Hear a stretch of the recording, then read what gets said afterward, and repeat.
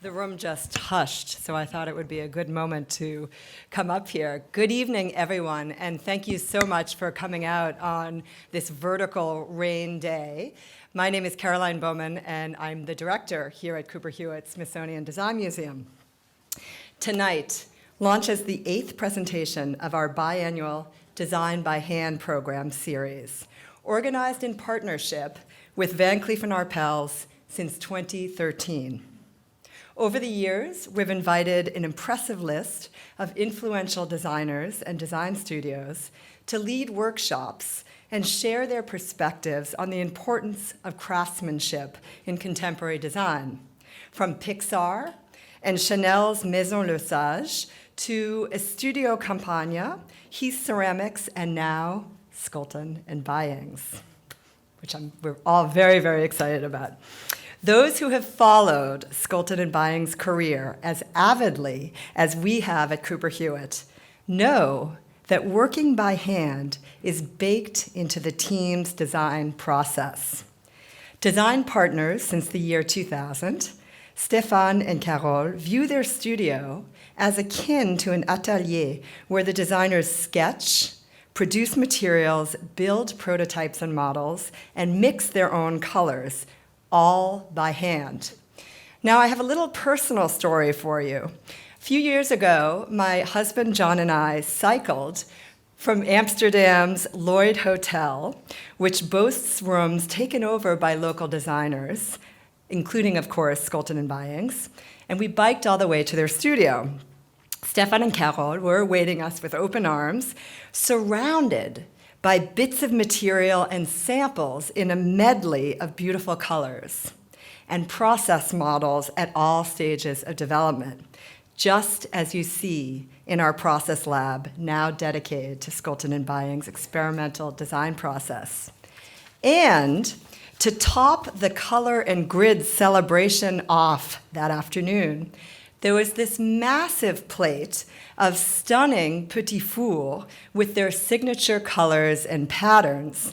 So I didn't dare upset the harmony of all of this, but of course John jumped right in and exclaimed that they were equally delicious. So, longtime friends of the museum, Scholten Baijings' glassware Fervarium was a standout of Cooper Hewitt's 2016 design triennial beauty, as were the models for the studio's paper porcelain espresso cups in our 2017 exhibition, Making Breaking.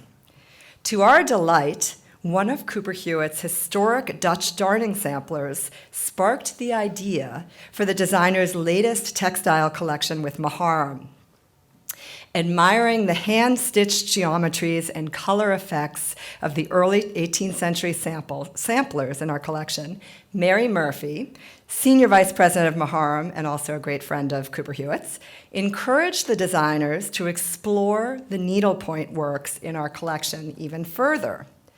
Along with their research, the designers created their own materials, from hand-painted canvas swatches to yarn windings on cardboard, to gather information and open new possibilities for reinterpreting these historic artifacts as contemporary textile works. With Scholten Baijings textiles gracing the seats in our bridge gallery and peppering the campus on all floors, and with over 20 of the studio's design objects, process drawings, models, and prototypes, and now the just acquired darning sampler textiles in Cooper Hewitt's collection, the studio was the perfect choice for this season's Design by Hand. A hugely popular event, Design by Hand always leaves participants clamoring for more. So with Stefan and Carole's enthusiastic involvement, we decided to seize the moment and create a Scholten Baijings studio experience in our process lab that extends Design by Hand's educational impact for all of our audiences. So I encourage you, those of you who haven't yet seen Scholten Baijings lessons from the studio, to make a beeline to the process lab after Carole's lecture tonight. Excuse me.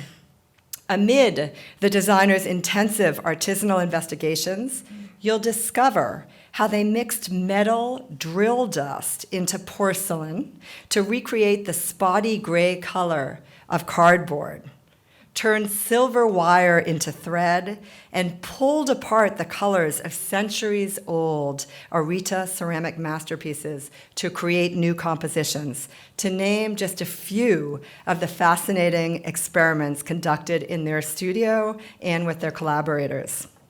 For their multiple achievements, Scholten and Baijings have been the subject of an award-winning and quite beautiful monograph called Reproducing Scholten and Baijings, and recognized with numerous awards and honors. In addition to 4 Dutch design awards, they were awarded the L Decoration International Design Award for Young Designer Talent, both in 2011 and 2014, and have been nominated twice for Wallpaper Magazine's Design of the Year Award. So a very, very warm thanks to Carole for being with us this evening and all week long, leading our Design by Hand workshops. And good news, there are just a few extra spaces, I think, for one of the workshops. So you can sign up through our website, cooperhewitt.org, or you can sign up tonight with anyone on the Cooper Hewitt team. And a huge thank you as well to Stefan, who is absent tonight because he is on his way to Tokyo to launch the latest collection with Paul Smith and Maharm, the home collection. He'd be here if he could. And of course, a massive thank you to all of our partners and friends at Van Cleef & Arpels for their exceptionally generous support of this magnificent program. Thank you so much and enjoy.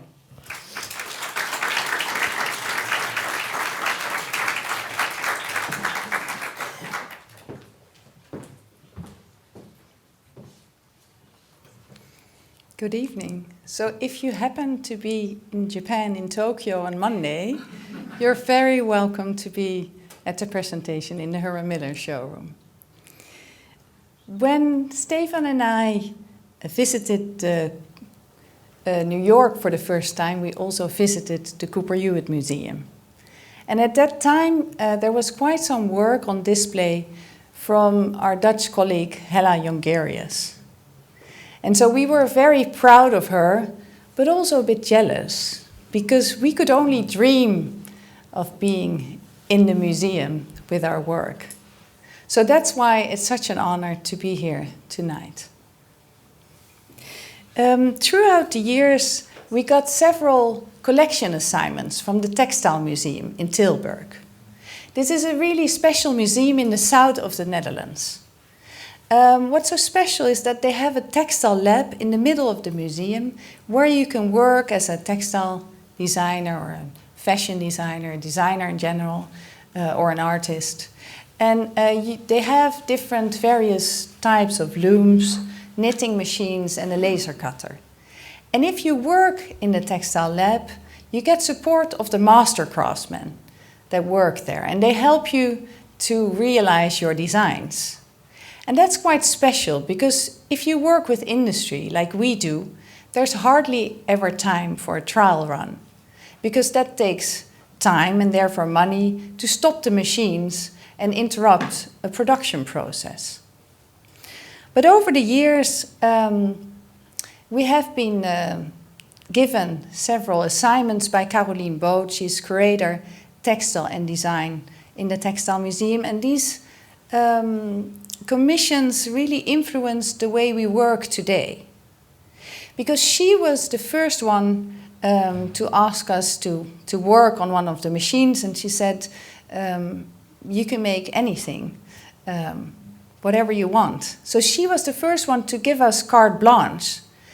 And yeah, I have to say that getting carte blanche gives a tremendous boost of confidence to a designer. And it's this kind of confidence boost that are essential for your growth and development as a designer. So I know it almost sounds religious, but it's true. And so in 2005, we started weaving a color gradient. And actually that was almost impossible. So occasionally things went wrong and a bright stripe would appear into the cloth, And we thought the attempt was a total failure. So in the end, we decided to print the color gradient as we had envisioned it. But at that time, we still lived in a small apartment. And one day we had a party and we thought it was maybe a good idea to turn our bed into an extra sofa to accommodate our guests. And we still had all the prototypes of this color gradient laying, so we draped them over our bed. And that night, all our friends and family constantly admired the blankets and asked us where they could buy them. And that was such an eye-opener for us, because we suddenly realized that what in our eyes was a total failure could be maybe in another context a great success. So we went back to the textile lab and we started designing next to the loom with the existing programs, and then our color blankets were born. And they're still one of our best sellers. And so from that point on, we decided not to go as quickly as possible from A to B, but to move from A to F. And then see, if we would come up with something nice at point C, just go for it. To be less strict on ourselves, that makes us more creative. And to look at what happens under our hands on the way. And so now, that atelier way of working helps us, so we can, it doesn't matter what kind of request we get, we can always apply it. For a specific product or a special craft or an unusual material. And our color plates also sparked the beginning of our love affair with color and textile. Because from that point on, we made substantial use of fluorescent details. We learned how difficult it is to apply fluorescent onto materials. But luckily, new inks have been created in recent years that make it possible to apply fluorescent onto willow, for example, for our woven willow collection for Thomas Eijk, onto wood for our color wood collection for Karimoku New Standard, onto paper for our posters for IKEA, and onto glass and metal for our pastel collection for Verum. And of course, we do not apply fluorescent onto just anything. We only use it to emphasize when necessary. Because it remains a difficult process, but it has the advantage that the clients that are willing to invest in these kind of processes are the ones appreciating finer details. The atelier way of working also means that we always mix our own colors. And we make our own materials and we create our own models. So we now maintain an archive filled with handmade color samples on cardboard, on wood, on various textile fabrics, and many more material samples and models made in paper and foam. And by doing so, we come to new shapes, new forms. Shapes that you cannot possibly design in a computer. Colors that are just right. Because when you see a model, you know if the handle on a cup is or is not in the right place, as for example on our paper porcelain. And when you hold a model in your hand, you know if it has the human proportions. In 2009, we got another of these prestigious collection commissions from the Textile Museum. And I have to point out that the Textile Museum Permanence Collection also exists of works from last century from artists and designers that not only design textile, but also crockery and glassware and cutlery. So Caroline Boot was interested in our take on the art of dining. And of course, for us, that was extremely exciting because we had never designed such products, and we always loved to be challenged. It became our paper porcelain table, our paper table, I have to say. We started immediately by sketching, making materials, mixing colors. And then, on a certain point in time, the prototype of the whole full laid out table was standing in our studio. It was all complete, except everything was from paper and cardboard. The glassware with all the cutting lines taped, the cardboard, the cutlery crafted in paper and then covered with silver leaf, and the table linen painted on canvas, pasted together again with tape and painted again. And when the whole table stood there, all laid out, we said to each other, why don't we try to translate all the prototypes in materials that you can actually eat and drink from? And that's what we did.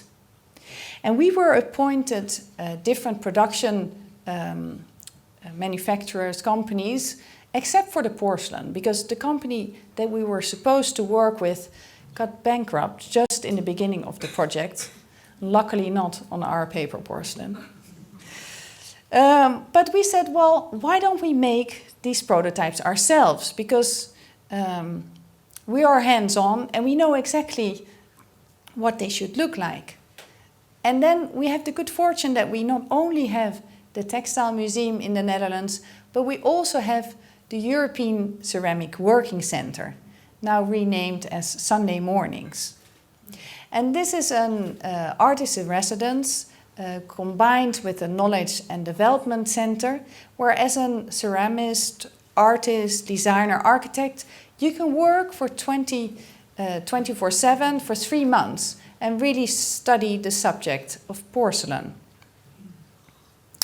So that's what we did. We submerged ourselves and our team into the subject of porcelain for 3 months. We asked ourselves, how can we translate these cardboard cups into their porcelain counterparts? And actually, what is the color of cardboard? And how can we translate the slightly stained look of cardboard in the porcelain? And what should the color be of the glaze representing the paper tape? So we experimented and experimented endlessly until we found out that if we would mix tiny metal chips into the colored porcelain, we would get this stained cardboard look. Seems like a wild idea, isn't it? But it worked. So then our paper table was presented in Milan and it was a success. So we had to find someone to produce our paper porcelain. And actually the Danish brand Hey was interested. So we gave them this prototype, the porcelain cup, and they went to China. So we had to wait for a while. In the meantime, I would like to tell you something about our home. We work and live in the country of water and reclaimed land. What do you know about the Netherlands? You might know our windmills, our tulips, our wooden shoes and our cheese. And maybe you know about our drugs policy. Holland also gained fame because of the painters Van Gogh and Rembrandt, Mondrian and the architect Rietveld. But did you know that Holland is also famous for its Dutch design approach? The knotted chair of Marcel Wanders, the cupboard of Theo Remy, the vases of Hella Jongerius, the work of Studio Job and the clay furniture of Maarten Baas. All great designs made in the Netherlands. Dutch design is often called droog design. You maybe know it as droog design. And characteristics of Dutch designs are minimalistic, experimental, innovative, unconventional, and with a sense of humor. So this is a great example of droog design and conceptual thinking. Breaking this vase, for example, at a family quarrel, will only give it an extra personal touch. Droog design was facilitated by the well-known Design Academy in Eindhoven. And Stefan graduated from this academy in 1995. Head of his department was Gijs Bakker, also founder of Droog Design. So you had two choices. You could become a droog designer or a droog designer. But I can tell you this, Stefan was not at all a droog designer. Eventually, this led to our success because we had to find our own way. And also because our country is really small and we hardly have any industry. And we do think that working with the industry is really inherent to design. That's where the greatest restriction lies, but also the greatest opportunities. So that's why since 2000 we have been presenting ourselves in Milan at the International Furniture Fair to be able to come in contact with global brands. And meanwhile now we have the fortune to work with some of the most desirable brands in the world. Some of the clients we work with are, for example, the car brand Mini. For them, we designed a one-on-one sketchbook. We asked ourselves all these questions. Why does a wheel always have a rim and a rubber tire? Why can we not make it in one go? We focused on 6 aspects of the concept car. The body, the interior, the steering wheel, the chairs, the pockets, and the wheel. And now the newest rental minis in the streets of Germany have some of our features. With Hay, Rolf Hay, the owner of Hay, was so impressed by our installation for Mini that he asked us to design a chair with holes. It became our 1380 chair that owes its name to the 1380 holes that are in the molded shell. It is a chair suitable for indoor and for outdoor use, and not only is it attractive in our opinion, but it's also very practical. Because if it's used outside, the holes prevent the water from gathering in the shell. And we think that's quite ingenious because we don't have time for these kind of small works. It's stackable and it's light and it's beautifully transparent also if you have more of them in one space. And then the plastic became a very unique and individual material characterizing the chair. And the holes create a nice shadow play of light. Then with Samsung, last year saw our first move into technology. We have been advising Samsung for 6 years now, and it all started with a trend forecasting assignment. From then on, we worked intensively with the mobile, TV and household appliance divisions. But last year, our version of the Frame TV was released. Because 6 years ago we advised Samsung to design a TV screensaver. So you wouldn't have to look at this large black surface, because that's not really our color. So they did. They created this art mode that looks just like a piece of framed art. And these are our versions. With Maharam, nowadays we have the good fortune that the quality of our work is widely recognized. So clients are willing to invest this little extra in our design process. As is Maharam, the textile company that you all probably know because they're here located in New York and they have the most beautiful design studio there is.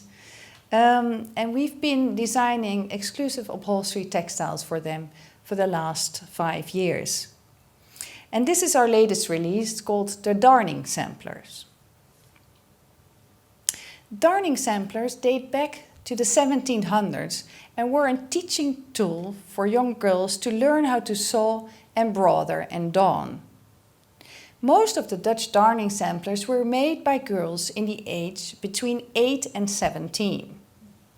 And the samplers are elaborated works showing different methods of repair for different fabric types, so plaids, silks and even knitted items. These were important skills for a young woman to possess in order to get a husband. How different from today. We, being real Hollanders, did not even know about this Dutch ancient craft until Mary Murphy, Senior Vice President of Design from Maharam, made us look at them and also made us look at the collection of the Cooper Hewitt Museum. Because we found out, and actually this one we were able to buy for our own collection, and it is on display here in the exhibition. And if you have a really close look, on the bottom there are 3 white-on-white samplers. But it's really hard to see, but for someone that looks really good and closely. But what was very nice for us to discover is that a lot of the Dutch samplers were collected by museums and private collectors in America and in Japan. And these are the countries that we love working in. So maybe not a coincidence. We started by coiling yarns. And within these coils, new patterns would appear. And we studied the colors and the intensity of the colors. And we used the colors to make new compositions. And here you see an overview of all the textiles, the background color textiles that we painted on textile, and then all the colored yarns that we would like to use within the textiles. And so we designed 3 textiles. One with a linear pattern, one with a free composition, and one with a linear composition. And actually now I'm very happy because for the first time today I saw there are pillows made of the textiles that are just out, and they're here in the shop, and there's also a really cute bear. Over the years we gained quite some knowledge in the field of product design, but also product development, and especially in our collaboration with the Danish companies George Jensen, but also Hay, and 1616 Arita Japan. And that's the reason why Maharam has appointed us creative directors for the new Maharam accessory brand Japan. That was originally designed only for Japan, so it has Japanese crafts and companies that we work with, for example, for our pattern tray and our pattern porcelain. But now, since this spring, and I think just since even shorter time, it is also here available in the shop and in America. Here you see the pattern porcelain in our kitchen of the guest house of our studio. And we also designed cover stool.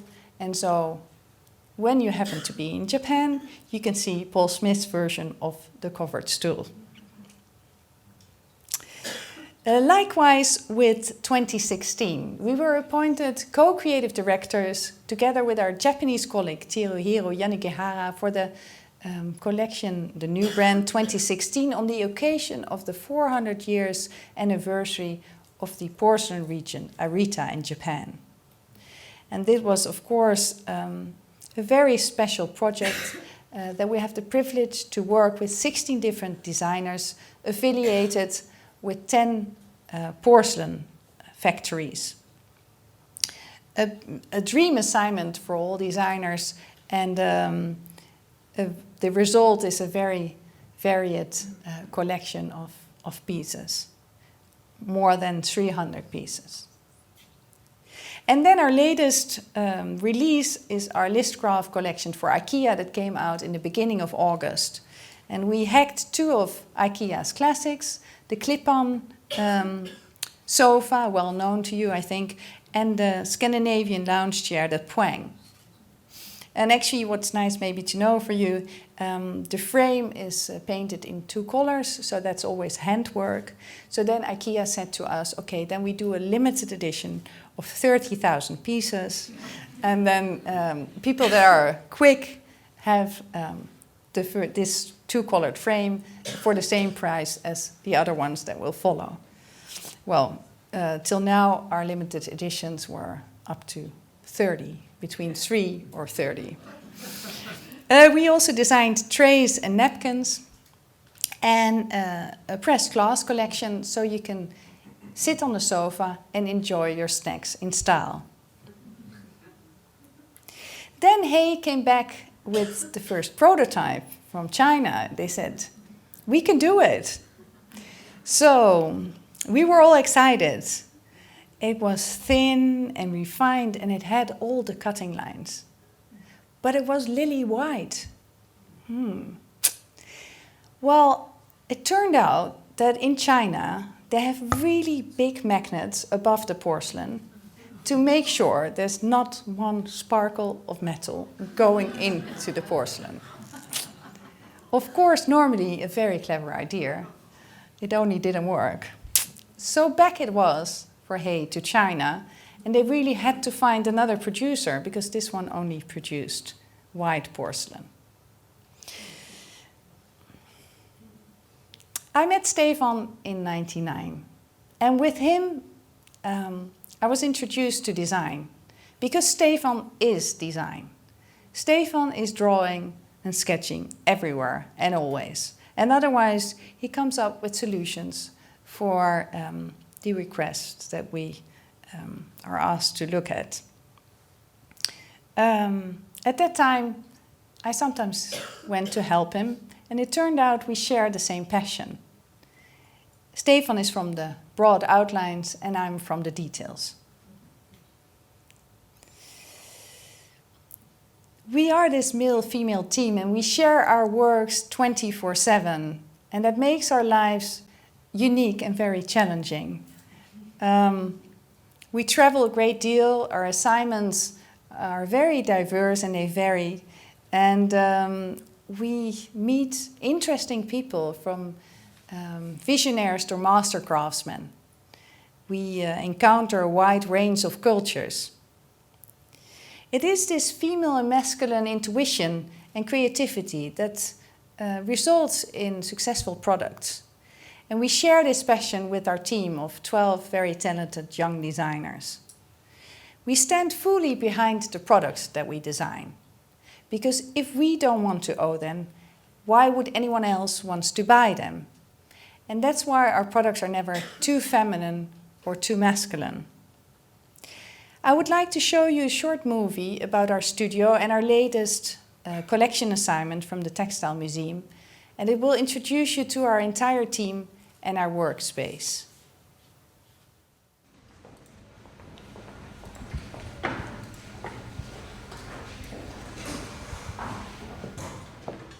We hebben van het TextielMuseum een collectieopdracht gekregen, maar daarnaast ook de opdracht om de expositie in te richten. Doordat we en de collectieopdracht doen en de expositie inrichten, zijn we ook echt in staat om een totaalvisie te geven. En dat is natuurlijk echt uniek. Nou, het leuke aan zo'n collectieopdracht is dat je jezelf dus de ruimte gunt om te studeren. Zolang als nodig is om tot het juiste eindresultaat te komen. En normaal zouden we daar gewoon niet aan beginnen, omdat er zoveel andere dingen ook lopen.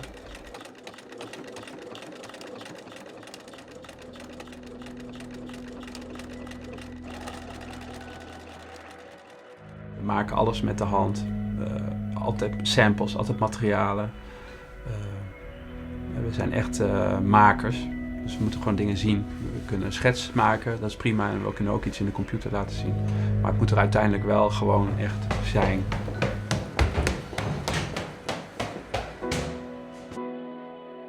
Nou, de tuin staat centraal voor het project voor het TextielMuseum. Dat hebben we van begin af aan eigenlijk meteen bedacht. Dat hadden we voor ogen. Het was een collectieopdracht, dus ontwerp een nieuw textiel. Dat was eigenlijk de vraag. En ontwerp een nieuw meubel. Dat was de tweede vraag. En omdat we hier op deze locatie zitten, hebben we bedacht om een Secret Garden project ervan te maken. Waar we kijken eigenlijk hoe het meest uitgekoude thema flora en fauna tot een nieuwe inspiratiebron kon zijn of nieuwe resultaten kon opleveren.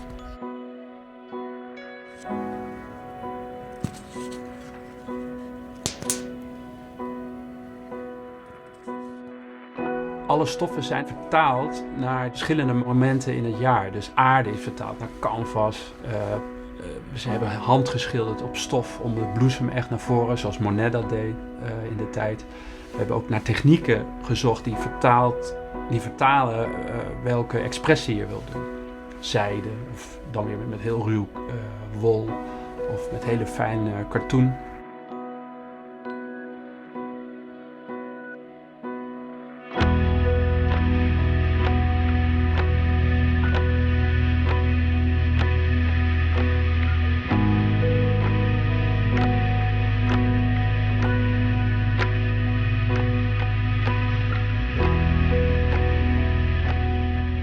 Wellicht dat het zo een stofontwikkeling er eenvoudig uitziet, maar het is een proces van heel veel back and forth.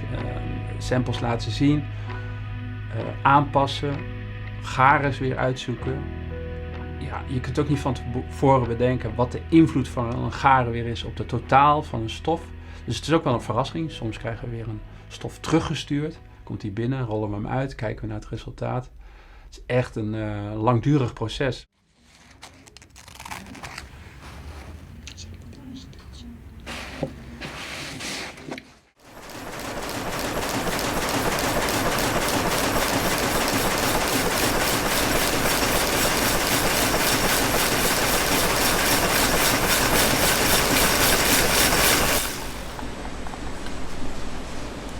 Textiellab laat toe dat je andere garens meeneemt. Dus vochtig of zelfs staalgaren of hele moeilijke garens die normaal eigenlijk bijna niet te weven zijn. Dus we hebben zelfs echt zilverdraad gebruikt voor onze deken met de insecten. Echt zilver? Echt zilver. Die oude klos? Ja.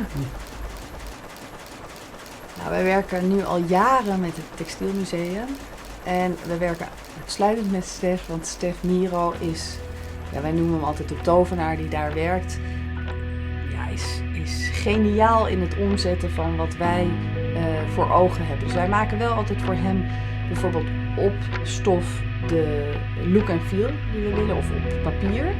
En dan zeggen het moet iets verfijnder of niet, probeert hij het om te zetten. En uiteindelijk naar het weefgetouw. En dan kan je echt in het museum naast de machine staan en kijken en stoppen. Zeggen het moet iets verfijnder of niet. Terug naar de computer lopen. De print is eigenlijk ook weven. Hè? Je hebt een draad die je smelt en dan leg je die op een andere draad. En zo maak je eigenlijk een weefsel, maar dan driedimensionaal. Bij het meubel hebben we met het hele team gekeken van wat moet dat nou zijn. We wilden dat die stoffen gedragen zouden worden. Maar het meubel staat ook echt voor ons, want het is heel transparant. Het is enorm gelaagd. Het heeft grids. Het zweeft bijna.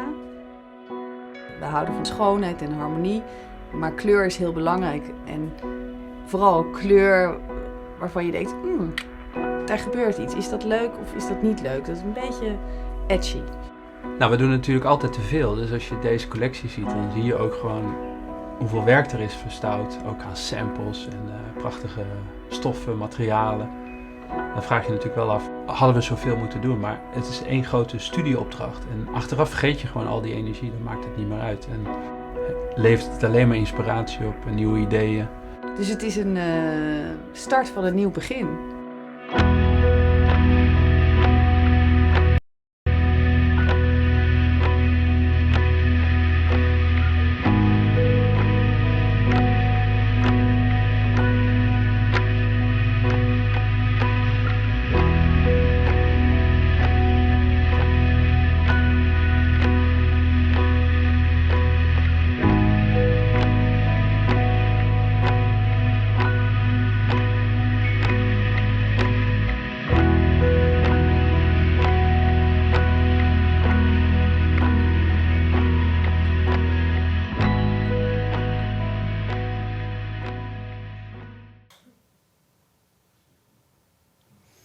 And then He came back to us with the second prototype from China. And this time it was beige gray, and it had some dirt in the porcelain, but big spots, almost lumps, and the structure felt very coarse to your hand, so no way you wanted to drink from this cup. So, what to do? In retrospect, I think we should have personally visited the manufacturer in China. Because if you do take your samples and you show them and you can convert with their master craftsmen on site, it makes the world of difference. Because if they see that you're truly committed to the production process and you're serious about the end result, they themselves will also devote more time and money to and energy to achieve the final aimed for results. And so in this case, it was for our color vase, it was how do we get the imprint as firmly and neatly as possible into the glass. And then the best thing is to stay minimum for 1 day. Just hang around. So then in the afternoon they say, oh, she's still there. And then in the meantime, I look through their archives and I search for objects that have a similar expression. And I ask them about the techniques that have been used. And then mostly in the end of the day, they come with old techniques that maybe could come handy in. So it pays off to hang around. And another important reason to be involved in the supervision of the production process is that in the beginning there's a lot not possible. And that's also because our products have never been made before. But if we know what is possible and we look at our designs anew and we adjust them accordingly, we end up with good products. And the end result never feels like a concession to us. So it's my task to always find out what it means when a manufacturer says that something is impossible. Because they're quite quick to insist that something is impossible. But for example, in Japan, it's different because they're not allowed to say that something is impossible when they're not 100% sure. But the prototypes from Japan always exceed our expectations. But in the Netherlands, for example, they just say that something is impossible when they don't like to invest in a certain project, which was the case for our color glass, for Hay, because we hardly use any gold in the Netherlands, so they were reluctant to buy a bucket of gold. But in Turkey, where gold is used very liberally, there was no problem.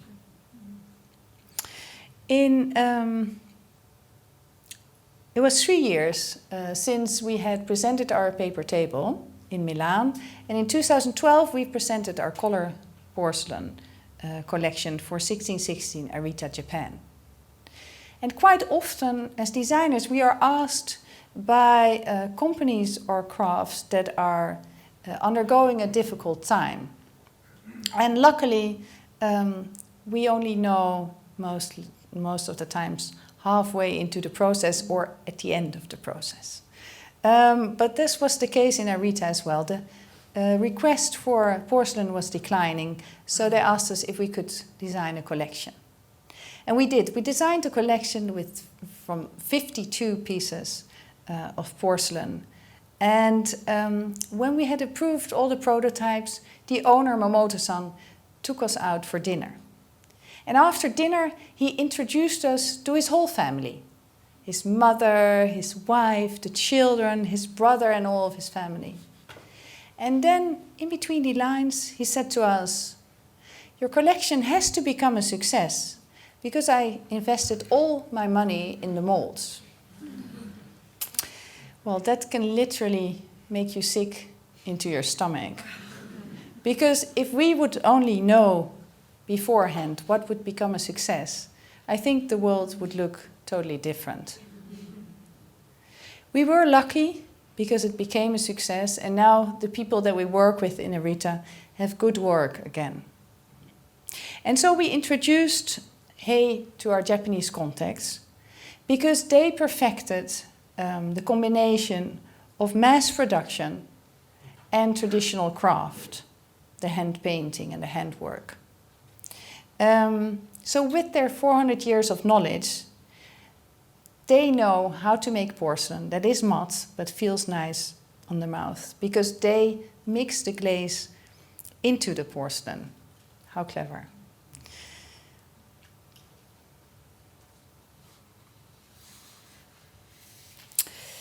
I would like to conclude my story by saying that I can understand that you think all these projects are quite diverse, but they actually all stem from the same method of working, our atelier way of working, that we developed through the course of our careers.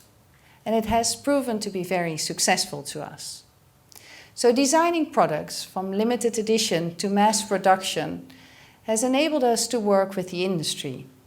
And not only with the industry, because our aim is to come to a product together that hopefully contributes something special to the world. So working across different cultures on the basis of friendship and pleasure and quality and trust, what more can we dream of? What can be more beautiful? And if I may pass on something to you, it is that how often have I heard that something is impossible? But there's always a lot more possible than you think. So I will be sticking around for a while. Thank you.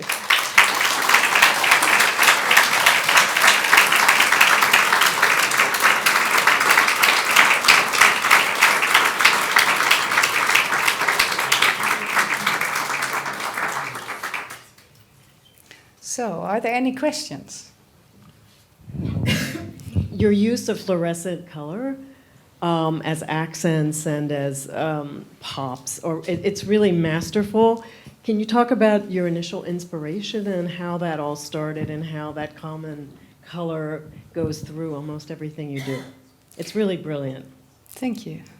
Well, you know, if you look to flowers or butterflies, even when they're the brightest flowers, they're never vulgar or too bright. So nature is quite a big source of inspiration to us, because it's this balance that we look for.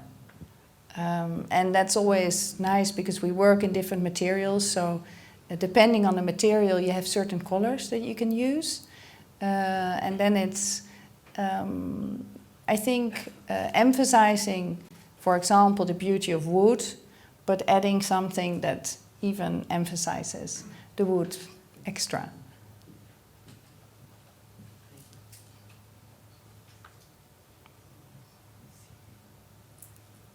You said you worked with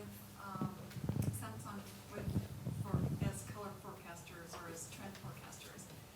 When you work for IKEA, the other big companies, do they require you to look at other trend or color forecasters? Or do they just trust you to be on the forefront of trends? They do. Well, what they always try, especially IKEA, is to take the colors and just apply it to other products. And then we just have to say, no, that's not our product, so you're not allowed. But, well, everyone knows IKEA, so they probably do it anyway. But So they didn't require you to do a survey of what things are going to look like in a couple of years? well, I think that's what they expect from us. Yeah.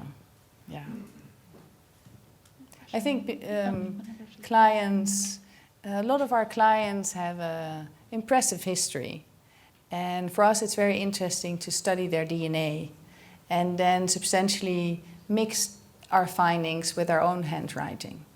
And in that sense, I think we would always think about what would be the future for them. But of course, they want something from us that already exists, but then new for them. I just had a question. You've had such a great run of applying color to really expressive materials and a range of materials. And I love the story about the ceramics because you're really kind of going below the surface and really working with the materiality. And I know you'll be doing some of that here at the Cooper Hewitt. But is there a place that you'd love to apply your design or work in a medium or a platform that you haven't gotten to do yet because you've expanded out to technology and other things too? Yeah. Something you haven't done yet. Well, I think Steve and I have two wishes. I would say I would love to work with Van Cleef & Arpels and design jewelry. And Stefan said he would love to design the interior of an airplane. Because that's, of course, I mean, a car is, I think, the smallest interior there is. That's why it was very interesting for us to see what we could do. But I think a plane is also, I mean, we're often in the plane, and it could become a little bit more this home feel that we appreciate so much.